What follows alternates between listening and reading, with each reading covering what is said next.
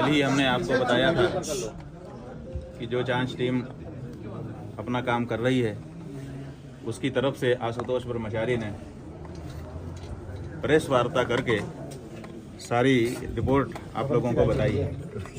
हमने तभी कहा था कि जांच टीम क्या कर रही है, इसकी आख्या अगर शिकायतकर्ता के द्वारा, किसी हिस्ट्री शीटर के द्वारा पब्लिक में बताई जाएगी तो पुलिस का क्या प्रभाव रहेगा।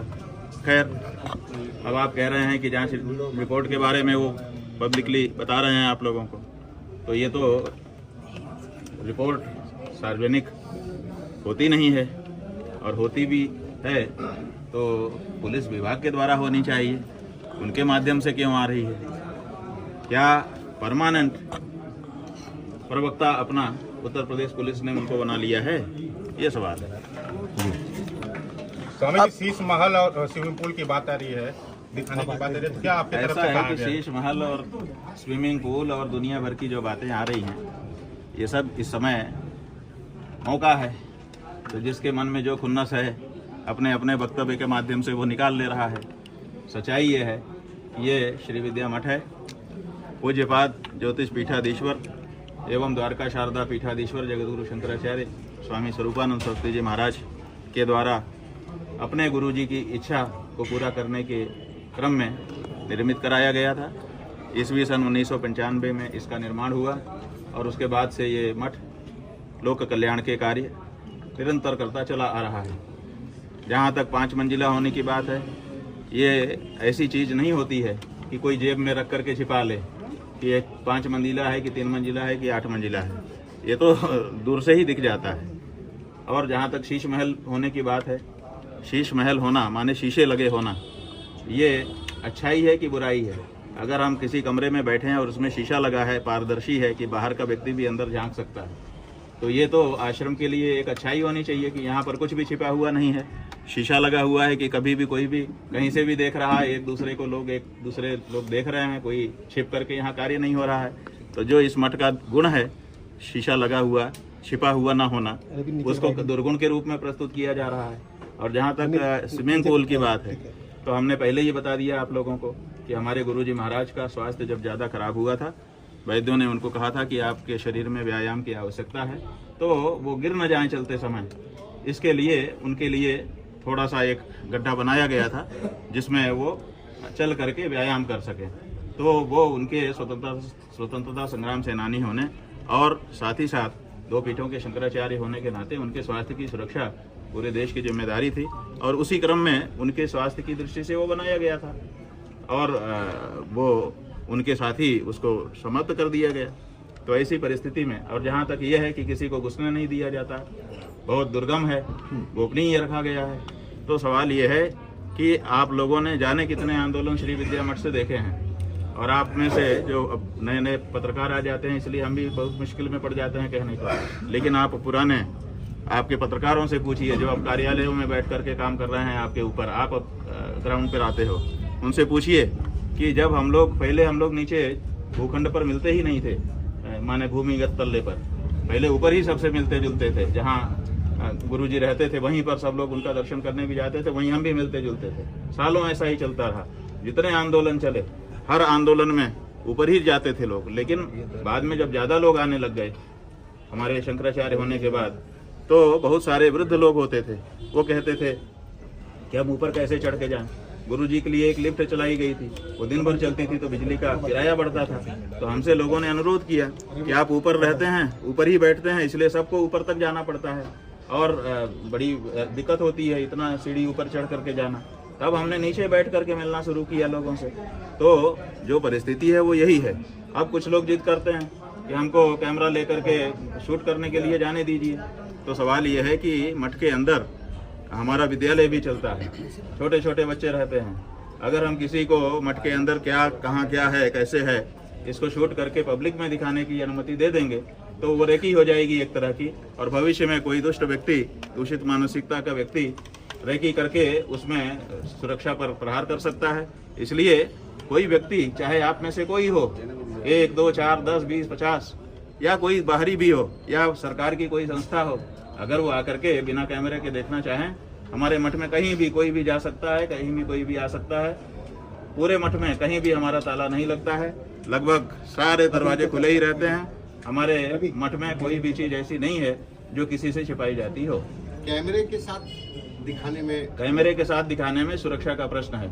छोटे छोटे बच्चे यहाँ पढ़ते लिखते हैं, कई बार, अभी तो नहीं इधर बीच में, लेकिन इससे पहले आप लोगों को याद होगा कि कुछ विद्यालयों में भी बम ब्लास्ट की घटनाएं हो चुकी हैं। उस समय ये हुआ था कि संस्कृत विद्यालयों में भी इस तरह के हमले किए जा सकते हैं। हम लोगों के पास सूचनाएं भी उस समय सरकार के यहाँ से भी आई थी कि आप लोग सावधानी रखिएगा, तो हम लोगों ने लोगों को सामान्य रूप से जाना वहाँ पर बंद कर दिया। इसके अलावा कोई और बात नहीं। एक सवाल ये है कि जो एक शिष्य हैं जो इस पूरे मामले में, उन्होंने कहा कि जून 2024 में आपके जो नरसिंहपुर परमहंसी गंगा आश्रम नरसिंहपुर में उन्होंने आपसे दीक्षा ली। ये आश्रम मतलब आपके अधीन है कि क्या है इसका स्टेटस? ये हमारे गुरुजी महाराज की तपस्थली है, विशाल आश्रम है। वहाँ पर राजराजेश्वरी देवी का बहुत विशाल मंदिर निर्मित हुआ है। वहीं पर हमारे ब्रह्मलीन गुरुजी महाराज की अब समाधि निर्मित कर दी गई है। हम लोगों के लिए वो तीर्थ स्थान है, तो हम लोग वहाँ समय समय पर जाते रहते हैं।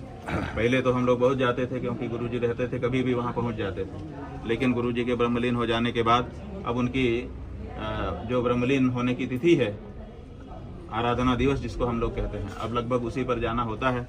और जब देवी माता का पाटोत्सव होता है तब जाना होता है, उसके अलावा जाना ही नहीं होता। तो जून जो वो समय कह रहे हैं, अब देखिए अभी ये सब फैक्ट की बात आ जाएगी, तो अब फैक्ट हम पब्लिक में कहें कि कोर्ट में कहें। उस समय हम वहाँ उपस्थित ही नहीं थे, तो कहाँ से वो हमारे पास पहुँच गए, कहाँ से हमसे दीक्षा ले ली, क्या कर लिया, यही सब प्रश्न है। तो जो वो कहानी कह रहे हैं तो सारी की सारी कहानी झूठी है। तो क्या कोर्ट में भी एफिडेविट जो दिए गए हैं तब से दिए गए हैं वो मनगढ़ंत तरीके से?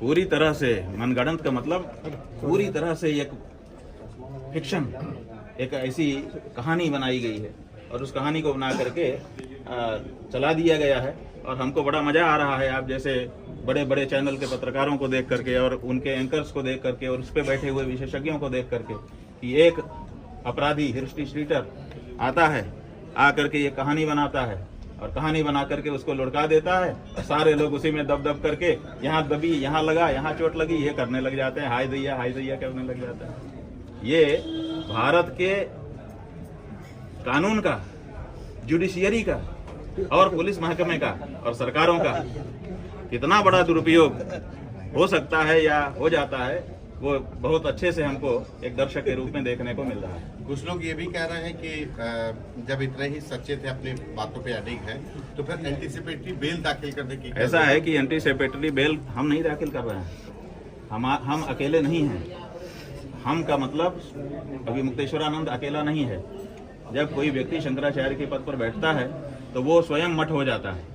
इस समय हम मठ हैं, ज्योतिर्मठ हैं और इस ज्योतिष पीठ पर बैठे हुए हैं। ये जो बैठे हैं आसन, ये ज्योतिष पीठ है और हम स्वयं मठ हैं। कौन से मठ? चलते फिरते मठ।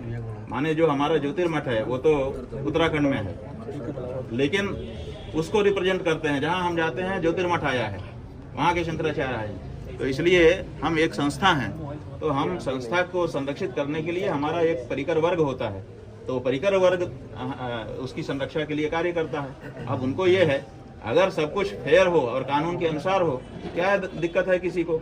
हमने कहा कि भाई क्या दिक्कत है, अगर गिरफ्तार करके ले जाएंगे तो तुम लोगों को क्या बाधा है? उन्होंने कहा हमें कोई बाधा नहीं है, आपको भी हम देख रहे हैं कि कोई बाधा नहीं है, लेकिन वहां ले जा करके अगर जहर की सुई लगा दी आपको, तो ये भी बहुत सारे कहानियां आ चुकी हैं कि जेल में ले जा करके गड़बड़ किया जाता है। जब गौ माता का आंदोलन 1966 में चला था तो केंद्र की सरकार ने गौ भक्तों के ऊपर गोली चलाई थी और धर्म सम्राट स्वामी कृपात्री जी महाराज और हमारे इसी पीठ के पूर्व आचार्य कृष्ण बोधाश्रम जी महाराज, हमारे गुरु जी महाराज, इन सबको जेल में डाल दिया गया था। वहां पर जेल में मारपीट करा दी गई थी, जिसके कारण धर्म सम्राट स्वामी कृपात्री जी महाराज की आंख में इतनी बड़ी चोट आई थी कि उनके शरीर छूटने के बाद ही वो पूरी हुई। तो ये सब भी जेल में होता है, तो इसलिए हम तो क्या उसकी सुरक्षा के लिए हम आपकी जान को खतरा होगा? उसके लिए हम बचाव करना चाहते हैं, महाराज जी, तो हमको अनुमति देनी पड़ेगी। जेल में खतरा महसूस? भाई हमको कोई खतरा नहीं है। अभी हमको मार दो, हमें क्या खतरा है? हम तो अपना श्राद्ध तर्पण पिंडदान कर चुके, लेकिन जो हमारे पीठ से जुड़े हुए पीठ के अनुयायी भक्त हैं, जो सनातन धर्मी हैं, उनकी भावना का क्या, उसका भी तो संरक्षण हम ही को करना पड़ता है। महाराज जी, तो उनकी भावनाओं को देखते हुए हमने इसको भी स्वीकार किया। महाराज जी, एक सवाल ये भी है कि आप तो कह रहे हैं कि जितने भी वो आरोप लगा रहे हैं एक हास्यास्पद है, एक तरीके से उनका आरोप स्वीकार भी नहीं किया जा सकता, लेकिन अभी उन्होंने एक बड़ी बात कही है, डिप्टी सीएम का भी उन्होंने नाम लिया है। उन्होंने ये कहा है कि उनके इशारे आपको वो उकसाने का काम करते थे, उन्होंने नाम लिया, जांच की बात कही। देखिए, ठीक है, आप लोगों ने हमको उनका प्रेस कॉन्फ्रेंस का वक्तव्य दिखाया रिकॉर्ड करके, हमने देखा। वो कह रहे हैं कि इसमें सपा इन्वॉल्व है, इसमें बसपा इन्वॉल्व है, लेकिन भाजपा इन्वॉल्व है नहीं कह पाए। इसका मतलब है कि वो स्वयं भाजपा की तरफ से हैं। अब उनके ऊपर दबाव आया होगा कि भाजपा में भी जरा और साफ कर दो। अब भाजपा में भी इस समय दो भाजपा हो गई है, एक पारंपरिक भाजपा जो हिंदुओं के पक्ष में खड़ी रहती थी, और एक वो भाजपा जो केवल एक जाति विशेष को लेकर के और सबके ऊपर डंडा मार रही है। तो अब वो इसको भी साफ कर रहे हैं अपने वक्तव्य से कि मैं भाजपा में हूं, लेकिन उस भाजपा में हूं जो बुलडोजर भाजपा है, जो कुछ नहीं देखती है, न्याय अन्याय बस चढ़ा देती है। अगर खिलाफ खड़े हुए तो तुम्हारे ऊपर बुलडोजर चढ़ेगा।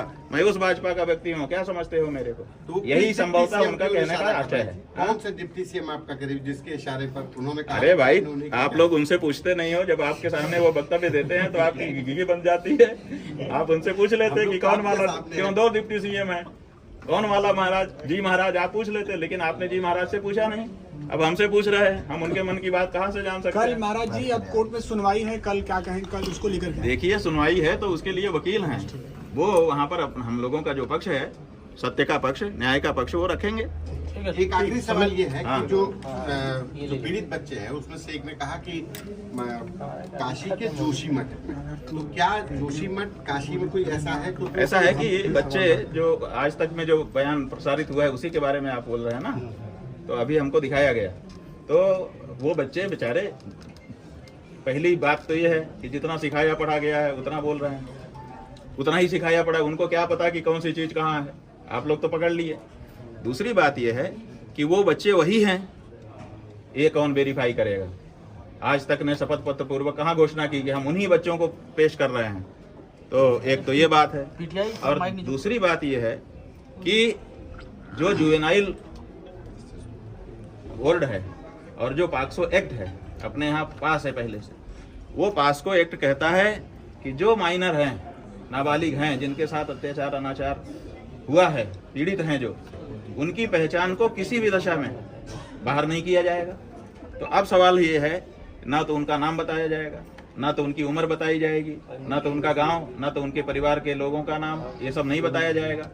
तो अब सवाल ये है कि आज तक को किसने बताया कि ये हैं पीड़ित? किसी ने बताया होगा, और ये प्रोसीडिंग पूरी क्लोज रहती है। या तो न्यायालय को पता होता है, या तो पुलिस को पता होता है, या तो शिकायतकर्ता को पता होता है, या तो बच्चों को पता होता है। ठीक है, 4 हैं इसमें पक्ष।